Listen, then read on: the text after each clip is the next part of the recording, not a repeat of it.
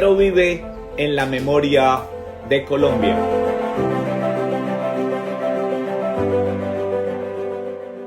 Hola, soy Carlos Eduardo Osorio Aguiar, ciudadano, abogado y congresista colombiano. Bienvenidos a Píldoras del Saber, un espacio para comprender y reflexionar sobre los grandes temas que marcan la vida de nuestro país y el rumbo del mundo. Aquí exploramos los hechos y las ideas con rigurosidad jurídica, visión política y compromiso ciudadano, buscando siempre mirar más allá de la superficie y aportar a una conversación profunda sobre Colombia, el mundo y su futuro. Gracias por acompañarme en este nuevo episodio, donde el conocimiento y la reflexión se encuentran para inspirar una mejor sociedad. Aquí, donde el silencio domina y las ruinas apenas se distinguen entre la maleza, hubo una población. Armero fue, durante años, el corazón agrícola del Tolima, una tierra fértil, próspera y trabajadora. Por sus calles pasaban caficultores, comerciantes, niños uniformados, rumbo al colegio, y mujeres que abrían las puertas de sus tiendas al amanecer. Era un municipio lleno de vida, de fe y de esperanza. Nadie imaginaba que bajo esa aparente calma se gestaba una tragedia que marcaría para siempre la historia de Colombia. El 13 de noviembre de 1985, a las 11:30 de la noche, una avalancha de lodo y piedras descendió del Nevado del Ruiz, arrasando con todo a su paso. En cuestión de minutos, Armero desapareció. Más de 20.000 personas murieron. Fue una de las peores tragedias naturales en la historia del país y, sin embargo, con el paso del tiempo, el recuerdo de esa noche parece haberse ido desvaneciendo. Pero Armero no fue solo una tragedia natural, fue también una tragedia política, administrativa y moral. Porque las señales estaban allí, los estudios existían y las advertencias se habían hecho con suficiente anticipación. En los meses previos, los científicos del entonces Ingeominas habían detectado actividad anómala en el volcán. Desde septiembre de 1985, los informes señalaban un aumento en la temperatura, explosiones menores y columnas de humo que alertaban sobre un posible riesgo de erupción. Las comunidades cercanas empezaron a inquietarse. Algunos alcaldes pidieron medidas preventivas, pero en Bogotá la respuesta fue lenta, burocrática, distante. El país atravesaba un momento político convulso. Apenas una semana antes, el 6 y 7 de noviembre, Colombia había vivido la toma y retoma del Palacio de Justicia, un hecho que paralizó al gobierno y a las Fuerzas Armadas. El presidente Belisario Betancur y su gabinete estaban concentrados en ese episodio doloroso, mientras en el Tolima la montaña enviaba señales que nadie quiso escuchar. En ese contexto, la tragedia de Armero no solo fue el resultado de una erupción volcánica, sino de un Estado desbordado por la improvisación y el centralismo. Las advertencias se quedaron en los escritorios, los informes no fueron atendidos con la urgencia debida y las medidas de prevención simplemente nunca llegaron. Por eso, hablar de Armero hoy no es solo recordar una catástrofe natural. Es preguntarnos cómo un país puede ser tan vulnerable ante su propia desidia. Es reconocer que hubo responsabilidad humana, omisiones institucionales y una falla profunda en la forma en que el Estado entendió su deber de proteger la vida. Los científicos de Ingeominas, el Instituto Colombiano de Geología y Minería, emitieron varios informes técnicos que advertían sobre el aumento de la actividad sísmica del volcán. Uno de ellos, fechado el 25 de septiembre de 1985, recomendaba establecer planes de emergencia y preparar evacuaciones preventivas. Incluso, organismos internacionales ofrecieron apoyo para crear mapas de riesgo y sistemas de alarma. Sin embargo, entre las entidades del Estado, los informes se cruzaban sin encontrar decisión. La Defensa Civil y la Cruz Roja se movilizaron parcialmente, pero no existía una estructura nacional de manejo de desastres. En los municipios, los alcaldes carecían de recursos y de instrucciones claras. Nadie sabía realmente quién debía tomar las decisiones. Y mientras tanto, la montaña seguía respirando con más fuerza. El gobernador del Tolima en ese entonces, Eduardo Alzate García, envió oficios al gobierno central solicitando apoyo logístico y asesoría técnica. Pero el país entero estaba sumido en el impacto político de la toma del Palacio de Justicia. La atención mediática y gubernamental estaba concentrada en Bogotá. En palabras de varios sobrevivientes, el país vivía de espaldas a Armero. Algunos ingenieros insistieron en que se hicieron simulacros o evacuaciones parciales, pero las autoridades locales temían que eso causara pánico. Se decía que la economía de la región podría verse afectada si la gente abandonaba sus cultivos. Se temía perder más por el miedo que por la erupción. Paradójicamente, el miedo a la reacción social terminó costando miles de vidas. El sacerdote Pedro María Ramírez, párroco de Armero, escribió en una de sus homilías pocos días antes de la tragedia, abro comillas, la gente está inquieta, pero confía. Todos esperamos que nada pase, aunque el volcán allá arriba parece tener su propio lenguaje. Cierro comillas. Esa confianza, mezcla de fe, costumbre y desinformación, se convirtió en la antesala del desastre. El miércoles 13 de noviembre de 1985, hacia las 3 de la tarde, el volcán comenzó a emitir columnas de humo más densas. Las estaciones sismográficas registraron movimientos inusuales. A las 7 de la noche, Ingeominas envió un último reporte a la Defensa Civil, informando que la erupción podía ser inminente. Pero el sistema de comunicación era precario. Los teléfonos fallaban, los radiogramas no se transmitían a tiempo y las decisiones de emergencia nunca se concretaron. A esa misma hora, mientras en Bogotá algunos funcionarios analizaban la posibilidad de emitir una alerta roja, en Armero las familias se preparaban para dormir. Nadie imaginaba que esa sería la última noche de sus vidas. La noche del 13 de noviembre de 1985 comenzó con una lluvia tenue sobre Armero. Nada fuera de lo común para una región acostumbrada al clima húmedo y al rumor de las montañas. Las familias cenaban temprano, los niños se preparaban para dormir y algunos escuchaban radionovelas o música campesina mientras afuera el cielo se cubría de nubes oscuras. A las 9 de la noche, el volcán Nevado del Ruiz hizo erupción.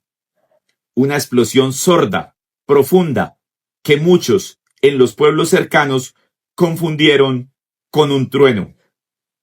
La columna de ceniza se elevó más de 10 kilómetros en el aire. Minutos después, el calor derritió los glaciales que reposaban en la cima y comenzó la avalancha. Un río de lodo, piedras y escombros bajó por las laderas del volcán con una velocidad imparable. En menos de una hora, esa masa alcanzó el río Lagunilla, multiplicando su fuerza.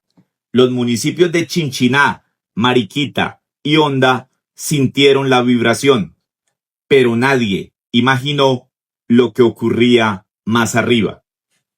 A las 11:30 de la noche, el flujo llegó a Armero. En cuestión de minutos, la ciudad desapareció bajo más de 5 metros de lodo. No hubo tiempo para huir. Las calles quedaron sepultadas. Las casas se derrumbaron como si fueran de papel. Los sobrevivientes recuerdan un rugido que no parecía humano, un sonido tan fuerte que anulaba los gritos. Todo se volvió oscuridad.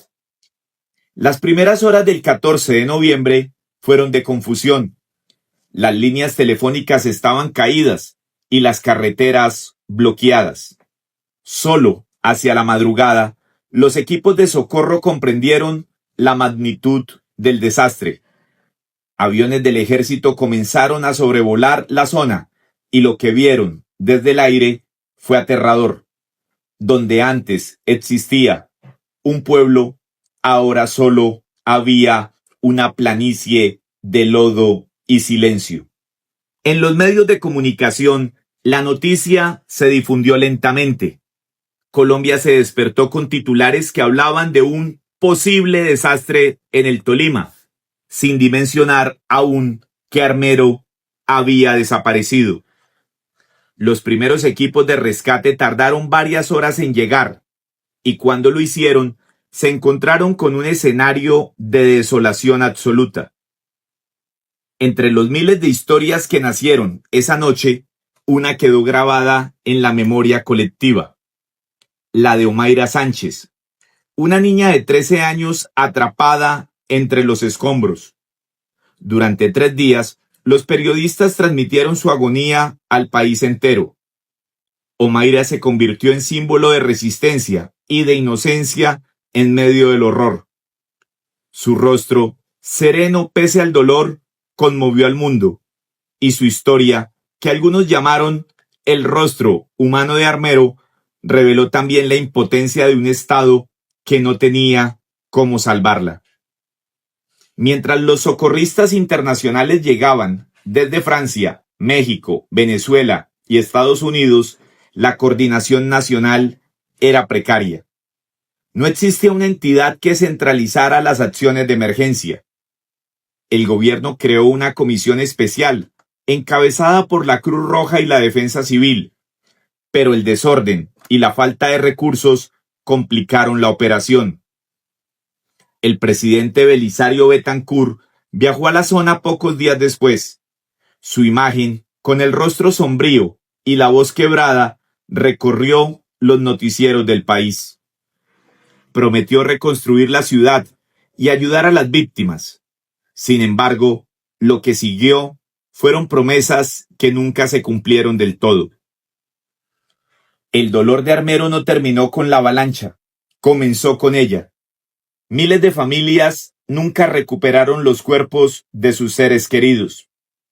Los niños huérfanos fueron trasladados a otros municipios, sin registro claro. El país entero quedó marcado por la sensación de impotencia, de culpa y de abandono. Aquella noche, el volcán no solo arrasó con una ciudad, también dejó al descubierto la fragilidad de un Estado que no supo escuchar, ni responder, ni sanar. Tras la avalancha, el país quedó paralizado. Las imágenes que llegaban desde el aire mostraban una extensión gris, sin forma, sin calles, sin señales de vida. La magnitud del desastre superaba cualquier cálculo. Colombia, en ese momento, no estaba preparada para enfrentar una catástrofe de tal escala.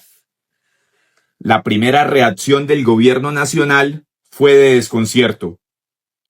No existía un plan integral de emergencia, ni protocolos de coordinación entre las instituciones. El Ministerio de Gobierno, la Defensa Civil, la Cruz Roja y las Fuerzas Armadas actuaban por separado, cada uno desde su propio criterio. Las órdenes se cruzaban, las ayudas se duplicaban, o peor aún, no llegaban. El presidente Belisario Betancur declaró la zona en emergencia nacional y creó una comisión encargada de coordinar los esfuerzos de rescate y atención. Sin embargo, la falta de infraestructura, los caminos destruidos y la escasez de equipos hicieron que las primeras 48 horas fueran prácticamente perdidas. Muchos sobrevivientes murieron esperando ayuda. A nivel internacional, el mundo reaccionó con solidaridad. Llegaron brigadas de rescate de varios países, donaciones humanitarias, alimentos y medicinas. Pero la falta de coordinación interna hizo que buena parte de esa ayuda se quedara represada en aeropuertos y bodegas. La tragedia mostró con crudeza una verdad incómoda. Colombia no tenía un sistema de gestión del riesgo, ni una política pública clara para prevenir ni responder a desastres naturales. Con el paso de los días, la atención mediática se concentró en los gestos políticos. El presidente visitó la zona, prometió reubicar a los damnificados y reconstruir Armero como símbolo de esperanza. Sin embargo, los testimonios de la época muestran que la burocracia, la falta de recursos y el olvido institucional convirtieron esas promesas en palabras que el tiempo se llevó. Los sobrevivientes fueron trasladados a municipios cercanos, como Mariquita, Lérida, Ibagué y el corregimiento de Guayabal. Muchos fueron alojados temporalmente en albergues improvisados, sin apoyo psicológico ni seguimiento estatal. Algunos recibieron subsidios parciales, otros nada.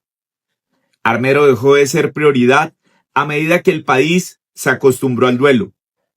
Años más tarde, el Congreso de la República reconoció formalmente el desastre y creó leyes para indemnizar a las víctimas y proteger la zona como sitio histórico. Pero las indemnizaciones llegaron tarde y en muchos casos de manera desigual. Algunas familias aún reclaman justicia. Paradójicamente, de aquella tragedia nació una transformación institucional. En 1988 se creó el Sistema Nacional para la Prevención y Atención de Desastres, antecedente directo de la actual Unidad Nacional para la Gestión del Riesgo de Desastres, UNGRD. Fue una lección aprendida a un costo irreparable. Armero reveló que los desastres naturales no son solo cuestión de la naturaleza, también son el reflejo de las fallas del Estado, de la falta de planificación y de la desconexión entre el poder central y las regiones. En retrospectiva, la tragedia también expuso un problema que sigue vigente: la tendencia a reaccionar solo después del daño. En Colombia, la prevención ha sido históricamente un lujo, no una prioridad. Y esa mentalidad, esa forma de entender la gestión pública, fue la que dejó a Armero sin escape. El país aprendió, pero a un precio demasiado alto, porque a veces el cambio llega cuando ya no queda nada por salvar. Han pasado casi 4 décadas desde aquella noche, 40 años en los que el silencio, poco a poco, fue cubriendo lo que el barro no pudo enterrar: la verdad. Armero sigue ahí, bajo tierra, convertido en un campo de recuerdos, y sin embargo, su historia no se ha contado del todo.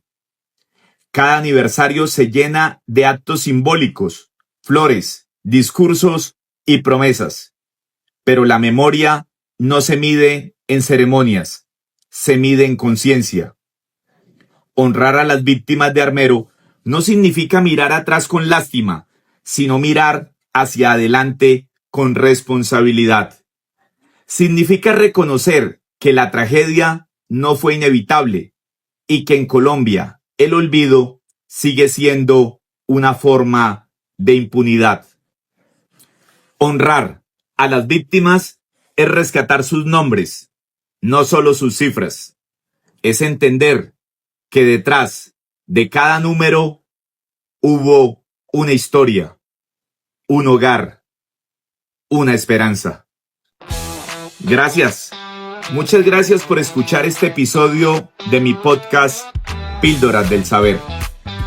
Hoy lo que quisimos fue invitarlos a mirar hacia atrás para entender mejor el presente, a detenernos un momento para pensar en lo que somos como país y en lo que aún podemos ser si aprendemos de nuestra historia.